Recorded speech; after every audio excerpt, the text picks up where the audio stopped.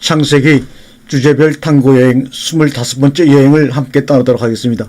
오늘은 창세기 42장을 본문으로 해서 나에게 주어진 밥톤이라는 여행을 한번 떠나보도록 하겠습니다.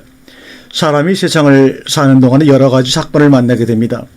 그 사건이 다만 어떤 사건으로 시작해서 사건으로 맞춰지느냐는 것이고, 아니면 각각의 사건들이 어떤 연속성을 가지고 한 줄기로 이어져 가느냐, 이런 차이만 있을 것입니다. 대개가 다 어떤 사건을 하나의 단막극으로 시작하고 그것으로 끝나버립니다. 누구 때문에, 무엇 때문에 그 사건이 일어났고 그 사건은 이렇게 종결되었다, 대개 이렇게 생각하기가 쉽습니다만은, 그럴 수도 있고 그 사건으로 말미암아 어떤 일이 생기고 그러므로 또 다른 사건으로 이어지고 연결되어지고, 그러면서 어디를 향해 가고 있는가, 우리는 이것을 봐야 합니다.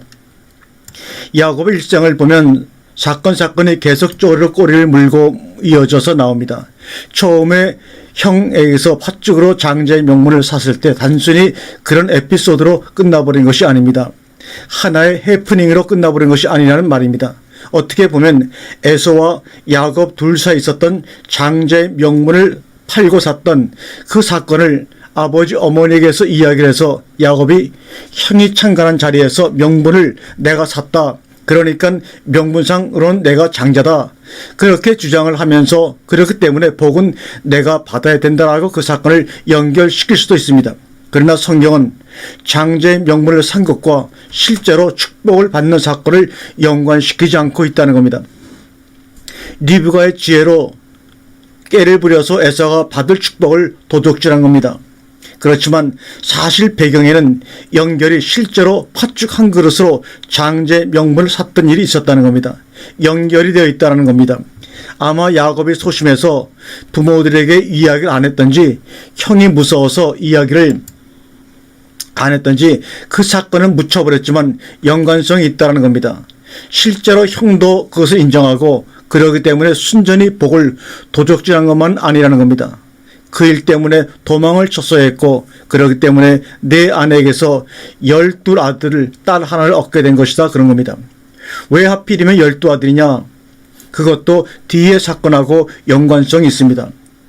다시 돌아와서 살다가 기근을 만나게 되죠. 기근이 오기 전에 이미 요셉은 선발대로 출발합니다. 어제도 여러분들에게 얘기를 했지만 요셉도 역시 사건이 연결되어서 총리에까지 오르게 됩니다.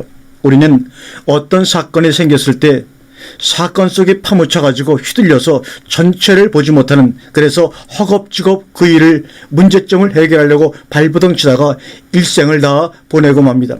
우리는 창세기라는 전체를 보고 있고 그 창세기 어떻게 출애굽으로 이어지고 앞뒤 스토리를 다 알고 성경을 봅니다. 다만 다시 말하면 어떤 영화를 한번 보았습니다. 그래서 그 스토리를 훤히 다 합니다.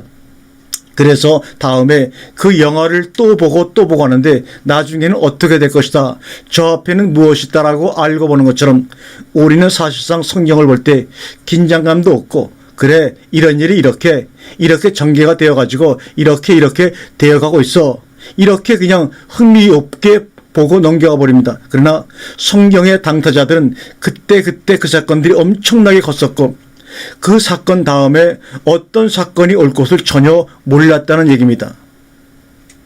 그런 상황 속에서 살아가는 모습을 기자가 이렇게 엮어서 기록해 놓은 겁니다. 우리가 볼 때 그것은 전부 연관성이 있었고 하나님의 작정과 계획 속에서 진행된 연속된 사건들이었다는 것입니다. 다 각각의 의미가 있는 사건이었습니다.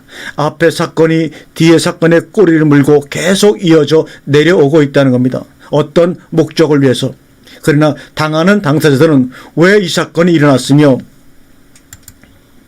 이 사건으로 앞으로 어떤 결과를 가져올 것인가를 전혀 생각할 수가 없습니다. 요셉의 역사를 잘라서 보면 형들이 팔아먹음의 역사, 보디발 집에 들어가서 일하던 사건, 옥에서 전옥의 수종을 들면서 관원장들의 꿈풀을 내주던 그 감옥기간에 있는 이 역사가 있습니다. 그리고는 총리 재직기간입니다.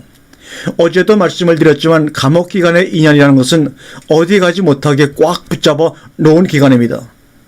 반드시 바로가 꿈 때문에 불러낼 것을 대기하고 꼭 여기서 대기하고 있어라. 감옥 안에서 여러 가지 우여곡절이 많이 있겠지만 요셉은 그 안에서 견디어냈습니다. 이제 역사는 어떻게 가나안 땅에 있는 가족 식구들을 어떻게 애굽으로 끌고 내려오느냐, 왜 요셉은 형들에게 팔리게 되었는가, 그 이유를 이제 알게 된 것입니다. 오늘 창세기 42장은 애굽의 양식을 살아온 형들을 만나는 극적인 장면이 드디어 나옵니다. 형들은 알지를 못하지만 요셉은 다 압니다. 베냐민이 안 왔다는 것도 압니다. 이제부터는 붙잡아두기 위한 작전, 그리고 또 하나는 다시 오게끔 하는 작전. 그래서 볼모를 하나 잡아놓고 곡식값을 다시 자루에 넣어 보냅니다. 볼모가 붙잡혀 있으니까 다시 안 올 수 없죠. 요셉은 왜 돈을 자루에다 넣어서 보냈느냐? 혹시라도 돈이 떨어져서 양식을 못 사러 오는 경우가 생기지 않게 하기 위해서입니다. 돈이 떨어지면 볼모로 잡힌 아들 하나 잊어버리고 포기할 수도 있다는 얘기입니다. 그래서 굶어 죽을 수도 있다는 얘기입니다. 요셉인 줄 알지 못하니까요. 성경사관이라는 것이 뭐냐? 왜 우리가 성경사관을 전체적으로 읽고 어떤 사관을 우리 안에 정립시켜야 하는 이유가 그 헤일 수 없이 많은 역사와 사건들이 한 줄로 한 길로 연결되어 있다는 것입니다. 지금도 그 길은 진행되고 있습니다. 그 길은 바로 예수 그리스도의 길입니다. 그분 자신이 가신 길입니다. 사건의 성격은 다르고 지역도 다르고 토막토막 다 끊어진 것 같지만 그것은 바로 한 길입니다. 서울에서 출발해서 부산까지 가는 경부고속도로처럼 한 길입니다. 물론 그 노정 중에서 중간에 빠져나가는 길이 있지만 수많은 사람들이 빠져나갔지만 그러나 길 자체는 시작점이 있고 끝점이 있다는 겁니다. 한 길이라는 겁니다. 여기에 주도적 역할을 하는 인물들이 족장이 되기도 하고 지도자가 되기도 하고 아니면 이름 없는 소인일 수도 있습니다. 모세 같은 사람, 사무엘 같은 사람, 그렇게 위대한 지도자가 나타났어도 그 계보에는 들지 못합니다. 잠깐 어느 기점에서 들어왔다가 어느 기점으로 빠져나가 버립니다. 그러면 그들은 뭐냐? 어느 부분에서 어느 부분까지 그 길을 인도하는 자들에게 인도자였다는 것입니다. 그 중에는 족보에 든 사람도 있지만 족보에 들지 않은 사람들도 있습니다. 그들은 그 기간 동안만 하나님께 쓰임을 받은 사람들이었습니다. 그랬다고 그 사람들이 천국에 가지 않았느냐, 멸망받느냐, 그런 뜻은 아닙니다. 그것과 상관없이 하나님의 도구로 들어와서 쓰임받고 끝난 사람들입니다. 우리도 어떤 시점에 들어와서 지금 진행하고 있는 겁니다. 그 사건이 크든 적든 간에 대단하든지 소전하든지 간에 우리가 성경상의 사건을 놓고 보니까 거창한 것 같이 보이지만 현장에서 하는 일들은 조그마한 일들입니다. 아주 하찮은 일들입니다. 예수 십자가 사건을 성경은 엄청나게 클로즈업시켜서 크게 보이게 하고 있지만 역사적 현장에서는 그저 사형수 하나가 십자가에 사형당해 죽었더라 이 말입니다. 잠깐 뉴스에 뜨고 마는 그런 큰 일이 아니었습니다. 우리가 적은 사건이라고 볼품없는 사건이라고 그냥 무시하고 넘어가면 안 된다는 겁니다. 하지 않은 그 사건이 기록에 올라서 어떤 맥의 한 점을 이루고 있다는 것이죠. 오늘 말씀도 단순히 요셉이 가나안에 기근이 있던 없던지 간에 가나안에 있는 가족들을 애굽으로 끌어내려서 살려야 되겠다는 그 일념뿐입니다. 그것을 다만 기근이라는 화는 어떤 모티브를 이용해 가지고 이번에는 어떤 수단으로든지 기어코 끌어내려야 되겠다. 그래야 내 마음이 편겠다 이 말입니다. 그것이 장래 하나님의 백성 이스라엘을 이루는데 어떤 역할을 하는지 물론 요셉이 그것을 예견할 수도 있었고 그것까지는 생각하지 않았을 수도 있습니다. 그러나 그가 해고를 부탁할 때 보면 요셉에게는 분명히 그런 믿음이 있었을 것이라는 얘기입니다. 그랬던지 그러지 않았던지 간에 요셉이 지금 담당하고 있는 이 셉터 부분에 있어서는 그는 그의 생각대로 철저히 추진하고 완성시키려고 노력하고 있습니다. 할 수 있는 가전 방법을 다 씁니다. 어떤 면에서는 애굽의 총리 정도 되었으니까 그냥 가나안의 약속의 땅에 살게 하시고 양식을 보내줄 수도 있고 필요한 돈을 보내줄 수도 있고 다른 방법이 수없이 많이 있을 수도 있습니다. 하나님께서 하신 약속의 땅인데 아버지 할아버지 그 땅에 사셨던 곳인데 그러나 그 땅에서는 너무 천박하고 원주민들이 많고 소위 완전한 이스라엘 국가를 이루기에는 역부족이었습니다. 그래서 온실 속에서 이스라엘 민족을 키워내시겠다는 겁니다. 우리가 하나님의 뜻대로 하는 이야기를 많이 합니다. 그러면 하나님의 뜻이 도대체 무엇이냐? 꼭 이벤트를 만들고 어떤 계획을 세워서 불의 이웃을 돕는다든지, 독거노인을 돕는다든지, 학계를 세워서 교육을 시킨다든지 하나님의 뜻대로라고 해놓고 우리 생각대로 무슨 일을 추진합니다. 그것만이 하나님의 뜻대로라고 생각하는 것입니다. 정말로 잘못된 생각이지요. 그 외에는 가정사고, 개인사고, 우연적으로 발생한 사건이었고 그것은 하나님의 뜻대로가 아니라는 겁니다. 하나님의 뜻대로는 하나님을 위해서 한다라고 하는 어떤 명분과 의미가 있는 그런 사건을 하나님의 뜻대로라고 그럽니다.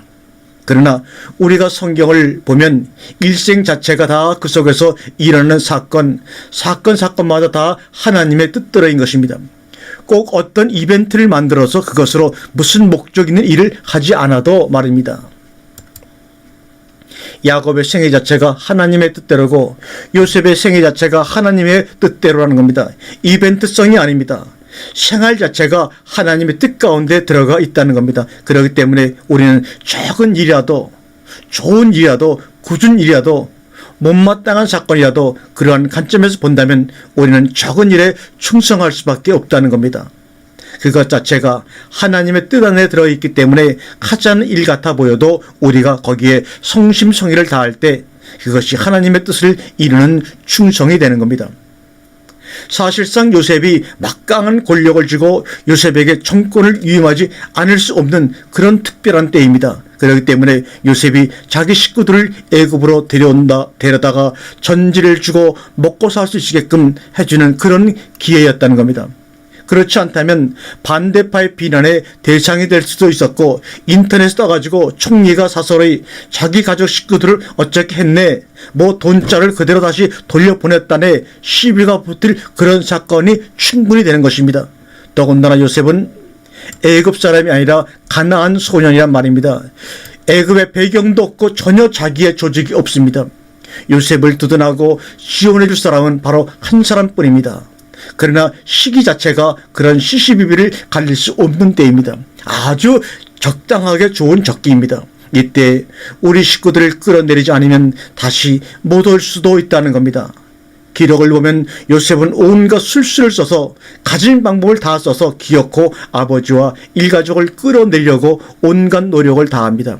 우리는 우리에게 주어진 시간, 우리에게 맡겨진 일, 그것이 어떤 일이 되었다 할지라도 사랑하면서 진실하게 하면서 하루하루 채워나가야 될 것입니다. 하루 1시간 1분 1초가 다 그분의 뜻 안에서 다 들어가 있습니다.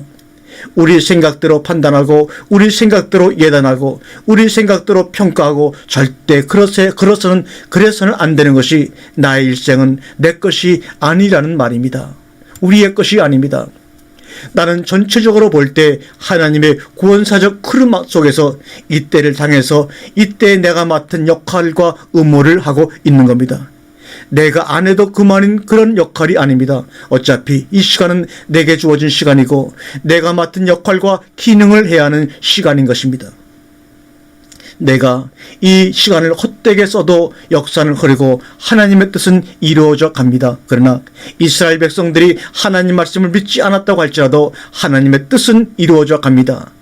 그런 성경사관을 가지고 있다면 이왕 내게 주어진 시간을, 내게 주어진 기회를 성심성의껏 아름답게 위대하게 이루어야 할 것입니다. 바톤 경주를 하는 사람들이 레이스 코너를 4조각으로 나누어서 뛰지 않습니까? 각각의 레이스마다 선수들이 최선을 다해야 하는 겁니다. 나는 좀 못 뛰어도 저 선수가 잘 뛰니까 그렇게 생각을 하면 안 됩니다. 내 레이스 부분 기간 동안은 내가 최선을 다해서 뛰어줘야 그 다음 선수에게 바톤을 제공해 줄 수 있다는 겁니다. 아주 기본적인 상식입니다. 이제 우리는 우리 시간만큼을 뛰는 레이스 선수들입니다. 이전의 선수가 빨리 뛰었던 늦게 뛰었던 우리는 이제 우리의 바톤을 이어받았습니다. 다른 선수가 잘 뛰든 못 뛰든 간에 나는 열심히 뛰어서 빠른 시간 내에 다른 선수에게 바톤을 넘겨줘야 합니다. 다른 생각을 할 여가가 없습니다. 예단을 하지 말라는 겁니다. 원망도 하지 말라는 겁니다. 원망도 지나갔고 예단은 알지 못합니다. 그러는 사이에 나는 열심히 뛰어주는 것입니다. 사실 성경이라는 것이 터널을 뚫는 것 같은 그런 생각이 들 때가 많습니다. 그동안에는 신약이라는 터널을 뚫느라고 많은 시간들을 보냈습니다. 마태복음이 뭐냐, 요한복음이 뭐냐, 로마서가 뭐냐, 히브리서가 뭐냐, 그 외에 각 성경들은 무엇을 말하고 있는 것이냐, 어느 정도 뚫렸습니다. 여러분들도 어느 정도 뚫리기를 바랍니다. 이제는 왔다 갔다 할 수가 있습니다. 그러면서도 여기가 어떤 지점이고 그 다음에가 어떤 지점인가를 알 수가 있습니다. 그런데 이렇게 목회 생활이 이제는 20년 이상 30년이 넘었음에도 불구하고 아직은 구약이라는 터널이 뚫리지 않았습니다. 지금 우리는 그 터널 작업을 하고 있는 것입니다. 창세기서부터 그 터널을 뚫어가고 있는 것입니다. 그래서 우리가 먼저 신구약을 마음대로 왔다 갔다 할 수 있는 성경이 우리 속에 다 들어와서 출애굽기 몇 장 몇 절, 신명기 5장 7장 8장 무엇을 말하고 있고 사무엘상 3장은 무엇을 말하고 있고가 연결이 되고 뚫려야 있어야 합니다. 성경을 읽어서 그것을 파악하려는 사람들에게 우리가 자주 반복해서 말을 해줌으로 인해서 그들도 그 터널을 이해하고 왕래할 수 있는, 우리는 그 터널 공사에 지금 창세기 42장에 와 있습니다. 잠시 있으면 창세기 50장의 터널이 완전히 뻥 뚫리는 그런 시간이 곧 다가올 것입니다. 하나님은 그 사건 속에서 당신의 뜻을 이루어 가십니다. 그것이 신약에 와서는 말씀을 통해서 당신의 뜻을 이루어 가시는 겁니다. 마지막 단계에 가서는 사랑을 통해서 당신의 뜻을 완성해 갑니다. 우리가 사건 속에 있든지 말씀 속에 있든지 사랑 속에 있든지 우리는 어디서든지 성심성의를 다해야 합니다. 우리는 인생의 팔자사관을 버리고 성경사관을 가져야 합니다. 누구 탓할 것이 아닙니다. 시대를 원망할 것도 아닙니다. 내 팔자 운명에 탄식하고 있어도 의미 없는 짓입니다. 우리는 성경사관 속에서 지금 이 시점에 나, 그리고 우리 주저할 것도 시비할 것도 화낼 것도 좋아할 것도 없이 우리는 가야 하고 이루어야 하고 우리 시간을 내서 성취해야 될 그 본분과 의미를 가지고 있다는 것입니다. 요셉이 오늘 그러했듯이 오늘 하루도 내게 공짜로 주어진 하루가 아닙니다. 나는 오늘 하루라는 이 날을 값을 해서 쓰는 것입니다.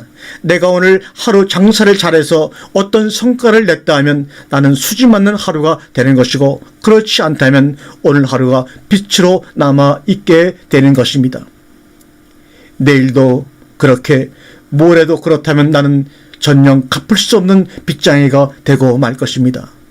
어떤 사람들에게 내 다음 내 주자들에게 부실하게 밥통을 넘겨주는 것이 되고 마는 것입니다. 그들은 내가 게으르고 부실했던 것만큼 보충을 해야 결국 결승점에 1등으로 들어갈 수가 있습니다. 마태복음 25장 비유를 보면 세 대상의 축복의 대상들이 있고 세 대상들이 저주의 대상들이 있습니다. 우선 저주의 대상이 된 사람들의 특징이 뭐냐면 열 처녀 중에 미련한 처녀, 두 번째로 악하고 게으른 종, 그 다음에 세 번째가 악인들입니다. 지혜로운 처녀, 착하고 충성된 종, 의인의 삶, 그들에게도 그들만의 의무와 책임이 있었습니다. 어떻게 살고 어떻게 준비를 하고 어떻게 결과를 맺었느냐 반드시 계산할 때가 있습니다. 오늘도 하루 값진 하루가 되시기를 주님의 이름으로 축원합니다. 아멘.